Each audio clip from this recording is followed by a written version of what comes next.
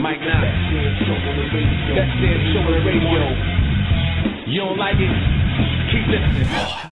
Welcome back, everybody, to Around the Block with Mike Knoxxx. I am indeed your host, your illustrious host, and I spell my name with 3 X's because, like this road to WrestleMania, I will begin to show you why I am hardcore, people. Listen, you can join me each and every single week on the BDSR networks simply by just going to the website right here, bdsrnetwork.com, for all our shows. You can look at shows and times at that appointed area right there. But let's just get into it, people. Monday Night Raw, what can we say about it? Off of the Elimination Chamber. A lot of mixed reviews from Elimination Chamber. I don't do reviews for pay-per-views, but I will give my review, or my grade, if you will, so to speak, for that pay-per-view. I gave it a B+. I know it was very predictable, but listen, people, where are you at? Where's your historians at? Elimination Chambers have been predictable since Elimination Chambers have been made virtually almost across the board. So I wasn't surprised by that, but I was very entertained by it. Nevertheless, that's why I give it a B+ for pay-per-view, because it had very entertaining matches and storylines. Now, into Monday Night Raw, we follow that off of the strength of Elimination Chamber. And where do we go with that? Obviously, Bautista comes out. This is where I thought was very funny, very interesting, to be completely honest with you, that he tried to speak to the fans. He tried to say, hey, he tried to take a John Cena approach, if you will.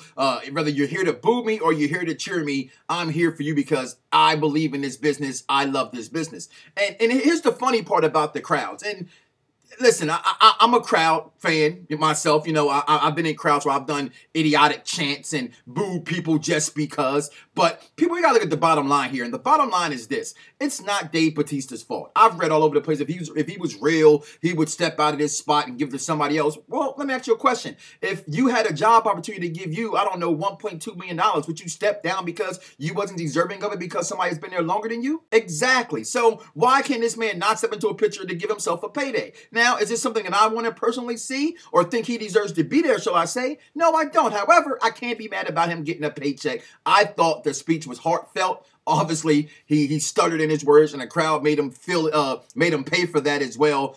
So it's interesting to see how this is going to go forth from that point on.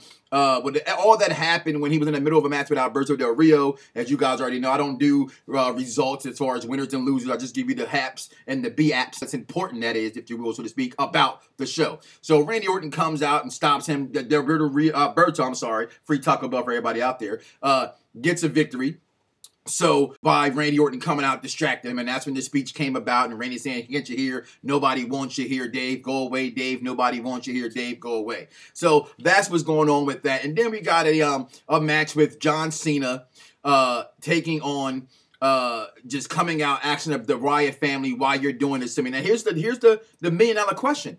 Is John Cena really hurt? There's plenty of false reports out there. Yeah, I say false reports because I get so sick and tired of I am Dirt Sheet. Sorry, not you, Spot Face. Of course, I know you are Dirt Sheet, but you know, all the other Dirt Sheets are out there. If it's not coming from the BDSR network, myself, yours truly, and Dave Metzger, I'm sorry. The rest of them, honestly, and just my opinion, is about 80% wrong.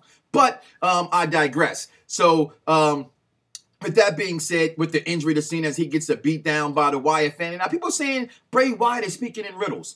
And I guess you can say he is, but I'm intelligent enough to understand exactly what he's saying. He's saying, you gave these people false hopes. You wanted them to be, you were their hero. You were supposed to save them, and you lied to them, John Cena. Well, that's not really a riddle. That's the role that John Cena plays. He plays Superman. He plays the role that he stands up because he never gives up. He never backs down from a fight. You know, you can't see me. The whole salute to our Americans, soldiers out there. So that's what he does. My son, as much as it's strange to me to see him do this, he loves John Cena.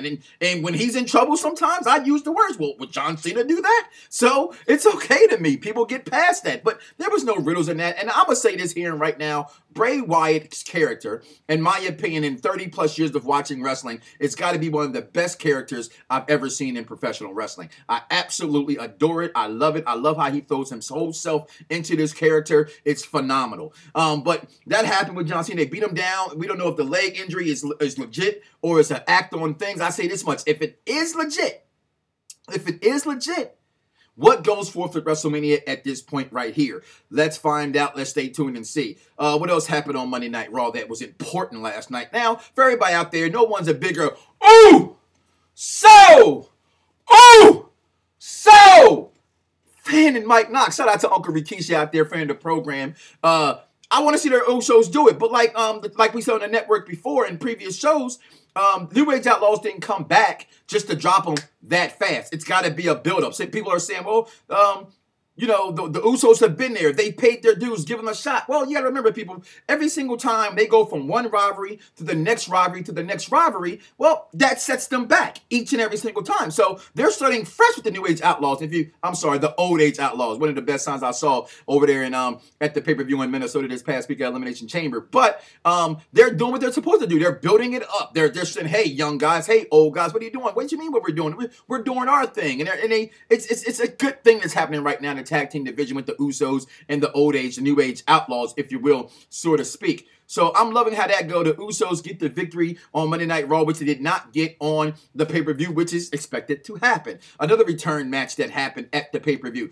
And then we were privileged to a very long, but yet entertaining and very awesome match between Big E Langston and Cesaro. I'm sorry, I almost said Antonio Cesaro, but we the people. And it's strange that my son, he does that too. Yes, a lot of this time I talk about my son because I look through wrestling through the eyes of a child, which most of you should. Maybe you can enjoy it just a little bit better than what you think you can.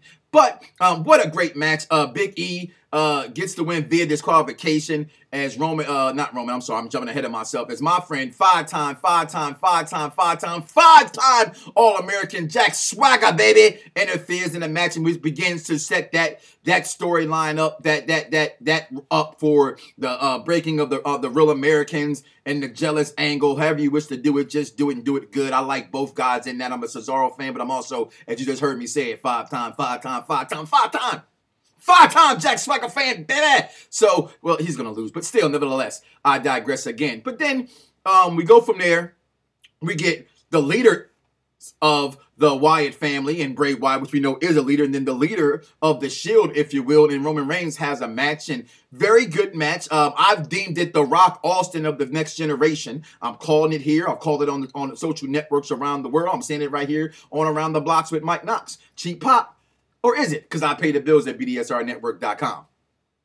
But as you can see, that's what's going to happen right there with the what's going to actually happen with the Shield. Dean Ambrose disappeared, and I'm loving how this is going unsaid. This is truly going unsaid for all the horrible, the way we beat them down, the way they deserve to get beat down. The announce team, the last 48 hours in professional wrestling, they have been on top of their game, and I got to give them props for how they're selling stories. Yeah, we know they don't sell matches and moves no more. Sorry, us traditional wrestling fans. Wake up and realize what generation we're in now. They're selling storylines, and they sold these things between Daniel Bryan and Elimination Chamber, Michael Cole, and what happened with the whole, as we, people spoke, where did he disappear to? And I am a Dean Ambrose guy. I'm a Paul Heyman guy, but I'm also a Dean Ambrose guy. Disappears, but he comes back yesterday to interfere in the match, but they had to save their soldier and believe in the Shield. Or you follow the buzzers, whatever it may be. But start off Raw. I can't believe I didn't even start off with this. The return of Hulk Hogan.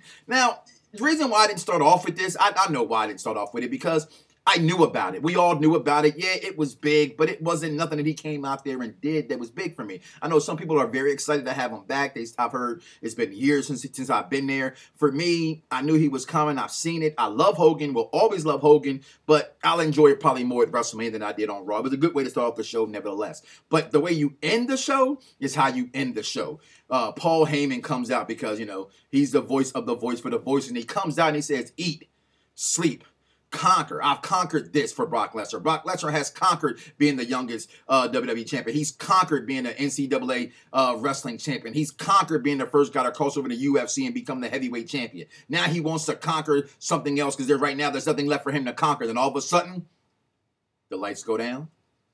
Taker comes out. After about 4 minutes to get in the ring, just want to add that it took 4 minutes for the Undertaker to get in the ring. Sorry, OG Nitty. You my boy. No broke back, but it took him 4 minutes to get in the ring. But he finally gets into the ring. Nothing is being spoken. Heyman says, well, go ahead. We signed the contract. He proceeds then but Lesnar to get into the Undertaker's face. Undertaker stabs the pin through his hand and chokeslams him through a table. We're on our way to the road to WrestleMania. But I ask you this: do we eat, sleep, and rest in peace, or will the streak finally get beaten? I ask that in a jokingly way, but are we supposed to believe that every year the streak is actually in jeopardy? Because I don't ever think it's in jeopardy. It's great entertainment. Wrestling is a comic book. I am a fan. I am a fan. Hashtag WWE guy. Hashtag wrestling is storyline. However, it's just going to be a match. And personally, not taking away from all my Taker fans out there, he looked old last night. He looks decrepit. I don't think he's been in good shape in the past 4 years, but yet he's here again for a gimmick match. I'm nothing against it. It's WrestleMania. You're supposed to enjoy yourself, WrestleMania. That show is made for those there, not for those like myself that will watch it at home now. Okay, it's just not made that way. However, I'm not interested in this match outside of me being a fan. I just don't think Taker can go. I'm one of those guys who thinks, like, I don't want to hear one more match when Shawn Michaels comes out and various older guys come out and legends come out. I don't want to hear that. I think it's time for Undertaker to pack his bags. Have you seen his wife? Y'all know who his wife is, right? Michelle McCool. She just had a baby. Yeah, go be a father. You're almost a grandfather, to be honest. So it's just time to move on with the Undertaker, in my opinion, people. But make sure you guys check us out on the BDSRnetwork.com for all your shows. No Foul Play for all my football fans out there. That's soccer in America. We got the return of Sunday Salvation returning very soon, just trying to narrow down a date. Also, the return of TG Site Radio. It's summer movies time, so we're going to talk to all my geeks out there, all my nerds out there, all my guys that love comic books and comic book movies. We got shows for you as well as the Hour in Power and Sports with yours truly, where I dive into the 5 things that I wear my heart on my sleeve about each and every single week. That is the professional sports. But people, listen, Perfect Plex Talk Radio is where you can find us at the most. That's our show for all you, the wrestling fans out there, each and every single Monday night from 6 o'clock till 7:30, because now we get off at 7:30, so you can catch your Raw pre-show, people. Just make sure you go ahead and follow me at Mike Knoxxx. I spell it with 3 X's on every single social network you can find out there. And if you just can't find it, how about this? Google me, people. I want to say thank you for listening to this video. Thank you for tuning in. Do me a favor, hit the subscribe button and continue to get great videos like this from me coming soon, people. Listen, stay good, stay safe, eat, pray, and watch professional wrestling. P.S. The WWE app is out. I had its problems with it, people, but that's to be expected. You cannot expect any day one thing to work smoothly. Although I was not happy that it was not running smoothly, I'm also an adult enough to realize it wasn't going to run smoothly. But hey, as of this morning, it's been working perfectly fine. After they're going through the login problems, I hope you're not having any login problems. If you are having any login problems, you're starting on, comment down below. Let us know. No offense, Jeremy Johns. Let us know how you feel about the W app. And most importantly, let me know what you feel about this here video, people. Again, I'm Mike Knoxxx. You can find me on BDSR Network. Why? Because I'm the CEO. And if you don't like it, people, listen anyway. I'm out of here. Peace. Mike Knoxxx. Best damn show on the radio. You don't like it? Keep listening.